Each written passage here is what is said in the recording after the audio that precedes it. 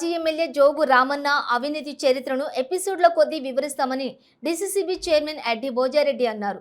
తాను డబ్బులు తీసుకుని కాంగ్రెస్ పార్టీలో చేరానని ఆయన నిన్న చేసిన వ్యాఖ్యలకు కౌంటర్గా కంది శ్రీనివాసరెడ్డి ప్రజాసేవా భవన్లోని భోజారెడ్డి మీడియా సమావేశాన్ని ఏర్పాటు చేశారు.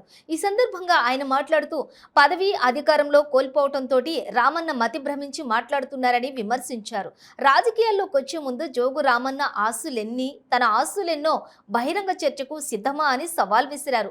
అసలు జోగు రామన్న రాజకీయాల్లోకి వచ్చిందే డబ్బు సంపాదన కోసమని విమర్శించారు.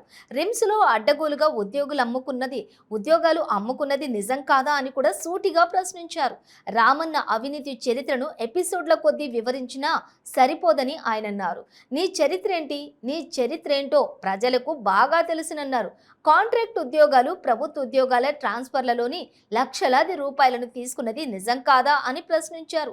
పార్టీ మారే ముందు పదవులు త్యజించాలని ప్రశ్నించే నైతిక అర్హత నీకుందా అని ప్రశ్నించారు. సహకార సంఘాల పదవులు పార్టీ గుర్తుతో కాదు, రైతుల ఓట్లతో వచ్చినవని సమాధానమిచ్చారు. మేం కేవలం అభివృద్ధి, ప్రజా సంక్షేమం కోసమే కాంగ్రెస్లో చేరాము తప్ప డబ్బుల కోసం కాదని తేల్చి చెప్పారు. డబ్బుల కోసం రాజకీయాలు చేసే చరిత్ర నీదని దుయ్యబట్టారు. జోగు రామన్నకు దమ్ముంటే మాపై అవిశ్వాసం పెట్టాలని సవాల్ చేశారు. ఏమీ లేని తనకు ఇప్పుడు 5 నుంచి 600 కోట్ల ఆస్తులు ఎక్కడి నుంచి వచ్చాయో సమాధానం చెప్పాలని ప్రశ్నించారు. 2 కోట్లు ఇస్తేనే టీఆర్ఎస్లో చేరతారని కేసీఆర్ను డిమాండ్ చేసింది నిజం కాదా రామన్న అని ఎద్దేవా చేశారు. అభివృద్ధి కోసం పార్టీ మారిన తమను టచ్ చేసి చూస్తే కరెంట్ షాకులు తగులుతాయని హెచ్చరించారు. ఏ ఎస్ఐని తీసుకురావాలన్నా 3 లక్షలు తీసుకున్నావు, ఏ సీఏని తీసుకురావాలన్నా 5 లక్షలు తీసుకున్నావు, ఒక డిఎస్పీని తీసుకురావాలన్నా 15 లక్షలు తీసుకున్నావు.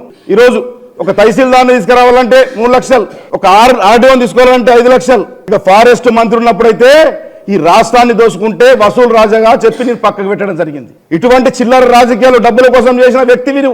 చేతు గుర్తు ఎమ్మెల్యేలని, కారు గుర్తు ప్రభుత్వం ఉన్నప్పుడు బజార్ల మేకల్ని, గొర్రెల్ని, కోళ్ళని అంగల్లో, అదేవిధంగా రైతు బజార్లో టమాటాలు ఉన్నట్టు ఉన్నారు మీరు మాకు రాజీనామా చెప్తారా?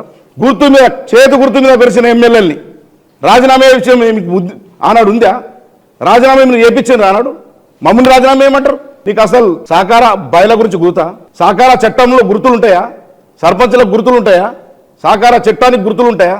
కేవలం రైతులు ఎన్నుకున్న పదవిది. నీకు కొంచెమన్న బుద్ధి ఉండి మాట్లాడు. పిచ్చిలు వేసిన తీరు, పదవి పోయాయంటే పిచ్చని తీరు మాట్లాడుతూ ఉన్నావు.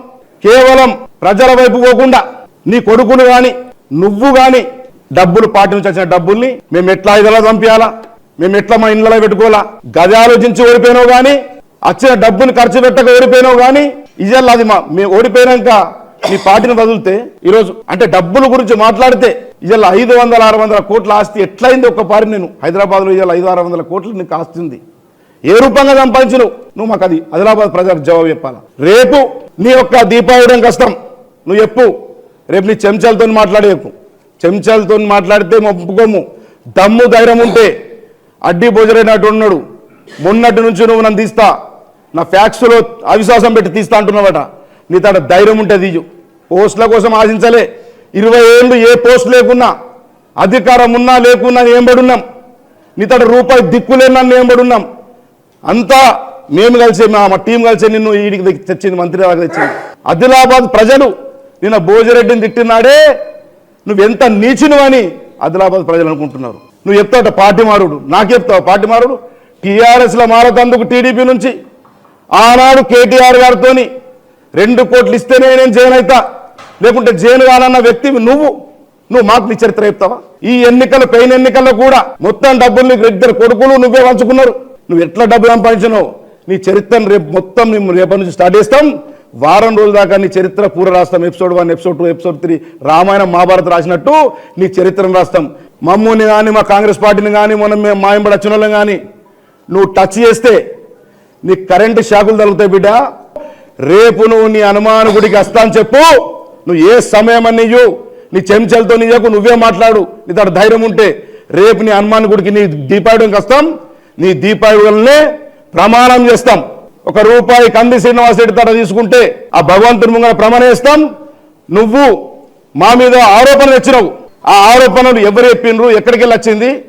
నువ్వు నిరూపణ చేయకుంటే ఇంత నిన్ను ఆదిలాబాద్ కాన్సెన్సర్ తిరగనియం బిడ్డ అని చెప్పి, నీ సంఘం చూసుకుంటాం బిడ్డ అని చెప్పి ఈ సందర్భంగా తెలియజేస్తా ఉన్నాం.